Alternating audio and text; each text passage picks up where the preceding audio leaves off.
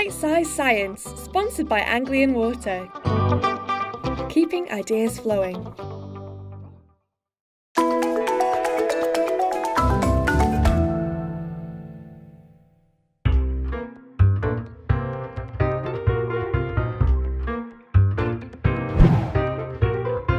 The Earlham Institute are world leaders in the study of genomics. It's a little talked about subject, but a fascinating one, as we're about to find out. I'm venturing a short way out of the city to the Norwich Research Park to find out what exactly is meant by the term genetic sequencing. Sequencing is the process of determining the exact order of the nucleotides within a strand of DNA. In other words, it's working out what order the building blocks are in. So take this book, for example, a book that's very good and a book I know very well. If I took some of the pages of the book and put them through a shredder and was then asked to put it back together word by word, it would be pretty difficult, if not impossible. But if I were to break the book up chapter by chapter first, it would make things a little bit easier. And in essence, that's what sequencing is all about. It's about putting the pieces together within a strand of DNA. By learning what order it's in gives us a better understanding of DNA and really helps us make great leaps forward with research in medicine. But some genomes are greater than others. Piecing back together the first Harry Potter book would take less time than it would be to, say, refigure War and Peace.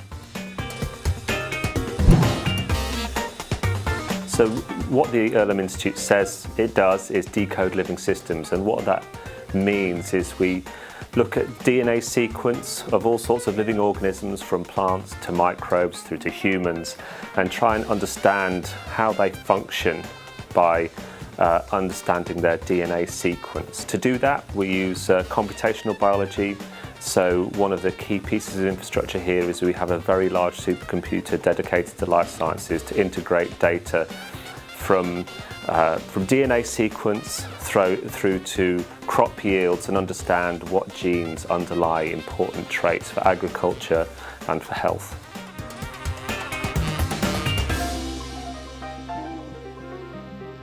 So Darren, I understand this sort of book analogy, a very basic analogy of sequencing, but can you tell me a little bit more about it? Yeah, so what we're trying to do here is to decomplex genomes, try and work out how they're put together. What we start off by doing is shredding it effectively, like you said, fragmenting the DNA into very small molecules, then trying to piece them together. So the easiest way for us to do it is to create overlapping fragments. And I imagine that process takes quite a long period of time. It used to. If you think back to the human genome, 10 years, $3 billion. Now we can do the same process in probably less than a week for about $1,000. Wow, and that's with all this wonderful machinery. Yes. Can you tell me about this lab and the sort of work that you do day to day? We're tasked with providing a service to the scientific community, and we sequence basically anything that's not human. Viruses, bacteria, plants, animals.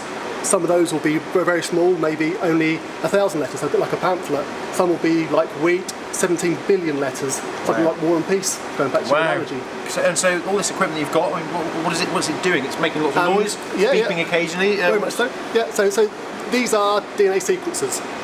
The ones we're walking past here, they have the ability to sequence about 1,000 billion base pairs of sequence in about 3 or 4 days. And so in some sort of context, what does that mean sort of for a human? In human terms, they'll do 30 different humans in about 6 days.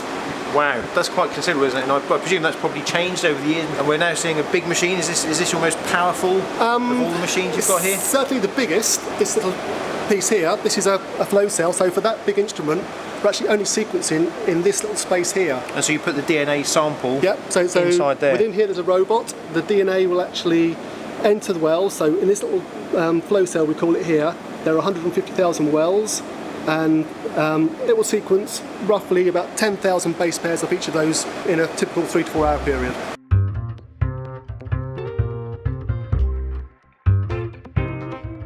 I think having this institute here in Norwich with the other institutes, that affects the local economy. It influences the sort of outreach programs we do, reaches school children and school teachers, and I think that can affect people's life choices in the future. So there's lots of different ways that research and research institutes can sort of make a difference, I guess, to the general public.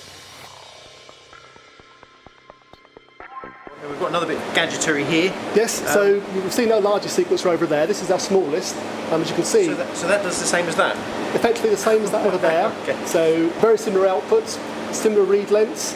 There's a current pass from top to bottom, and as the DNA strand goes in, it actually stops the current passing through. Okay. And by determining how much it stops the current, they can work out what's actually in there. The biggest advantage of these is the portability. Yeah. So these have been used in Africa to screen for Ebola. They've been Brazil for Zika virus, and they've even been up to the International Space Station. Have they? And astronauts have been trained in how to run with these, and have actually been taken up there to sequence up in space. And I presume that's going to make all of our lives better, isn't it? Because these are so much more versatile that GPs can use them. Yeah, very much so. £400 to £500. They're going to be the thing that in 5-6 years' time you're going to start seeing in doctor surgeries. Wow.